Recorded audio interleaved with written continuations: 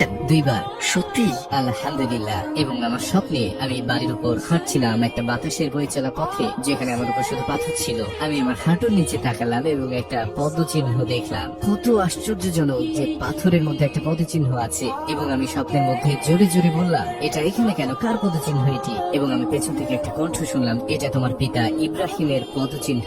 আমি বললাম, আমার বাবার নাম ইব্রাহিম নয়। তিনি বললেন, নবী ইব্রাহিম। আমি ঘুরে দাঁড়ালাম এবং সুবহানাল্লাহ, তিনি সেখানে ছিলেন, রাসূলুল্লাহ সাল্লাল্লাহু আলাইহি ওয়াসাল্লাম। আমি তার কাছে পৌঁছানোর ঠিক আগেই আমি চাচ্ছিলাম হাঁটু গেড়ে বসে তাকে আলিঙ্গন করতে, কিন্তু স্বপ্ন শেষ হয়ে গেল। তো আমি সেই স্বপ্ন থেকে জেগে উঠলাম তাকে আবার স্বপ্নে দেখার আকাঙ্ক্ষা নিয়ে। এবং বহু বছর পরে আমি দেখলাম, এবং আমি মরুভূমিতে ছিলাম আর দূরের দিকে দেখলাম তিনি আমার হাত ধরে বললেন, আমি যে তুমি আরো মানুষের সাথে দেখা করো। তিনি বসে পড়লেন আর আমি ঠিক তার পাশেই বসলাম। তারপর তিনি বললেন, এখানে দেখো, এখানে আছেন আবু বকর সিদ্দিক। তিনি বললেন, আর এখানে আছে উমর ইবনে আল খাত্তাব, এবং এটা উসমান বিন আফফান, আর এটা আলী বিন আবি তালিব। তারা সবাই তোমাকে ভালোবাসে। স্বপ্নের মধ্যে ভাবছিলাম, কেন তারা আমাকে ভালোবাসে? আমি তো কেউ নই, কেন ভালোবাসে? কিন্তু আলহামদুলিল্লাহ, এটা ছিল আমার জীবনের অন্যতম